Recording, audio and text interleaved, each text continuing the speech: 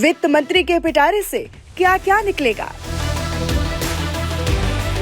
गरीबों के लिए खुलेगी सरकार की तिजोरी, महिलाओं को मिलेगा बड़ा तोहफा,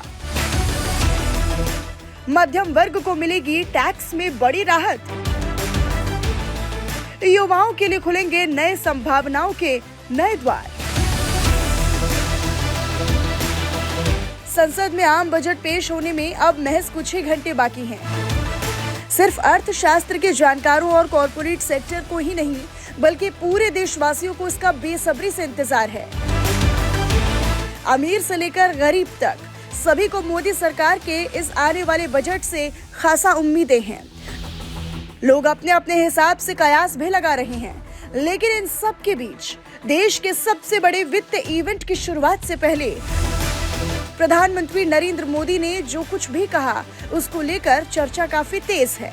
आर्थिक और सियासी हलकों में ऐसा माना जा रहा है कि प्रधानमंत्री नरेंद्र मोदी ने संकेत दिया है कि कल यानी शनिवार को पेश होने वाले बजट में किस बात पर जोर रहेगा।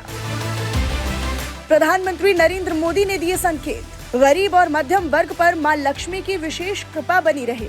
2047 तक भारत को विकसित राष्ट्र बनाने का संकल्प। मैं मां लक्ष्मी से प्रार्थना करता हूं कि देश के हर गरीब एवं मध्यम वर्ग समुदाय पर मां लक्ष्मी की विशेष कृपा रहे। प्रधानमंत्री नरेंद्र मोदी ने शुक्रवार को बजट सत्र शुरू होने से पहले संसद परिसर में मीडिया को संबोधित किया, जिसमें 2047 तक भारत को विकसित राष्ट्र बनाने का संकल्प एक बार फिर से दोहराया गया।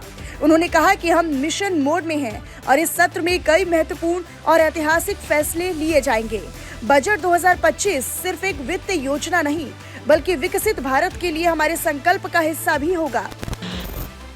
विकसित भारत का जो संकल्प देश ने लिया है, यह बजट सत्र, ये बजट एक नया विश्वास पैदा करेगा, नई ऊर्जा देगा कि देश जब आजादी के 100 साल मनाएगा, तब विकसित होकर रहेगा। अपने संबोधन के दौरान प्रधानमंत्री नरेंद्र मोदी ने गरीब लोगों, महिलाओं, युवाओं और मिडिल क्लास का जिक्र किया और ये भी कहा कि विकसित भारत के लिए रिफॉर्म, परफॉर्म और ट्रांसफॉर्म के फॉर्मूले पर काम जारी रहेगा। प्रधानमंत्री ने कहा कि मैं मां लक्ष्मी से प्रार्थना करता हूं कि गरीब और मध्यम वर्ग पर उनकी विशेष कृपा बनी रहे। पीएम मोदी के इस बयान के बाद माना यह जा रहा है कि इस बार के बजट में सरकार गरीबों, महिलाओं और मध्यम वर्ग को खास तवज्जो दे सकती है। इनके लिए पहले से चली आ रही योजनाओं का आकार बढ़ाया जा सकता है, जबकि कुछ नई योजनाओं की घोषणा भी हो सकती है। इसी तरह मध्य वर्ग और नौकरी पेशा लोगों के लिए आयकर में बड़ी राहत दी जा सकती है।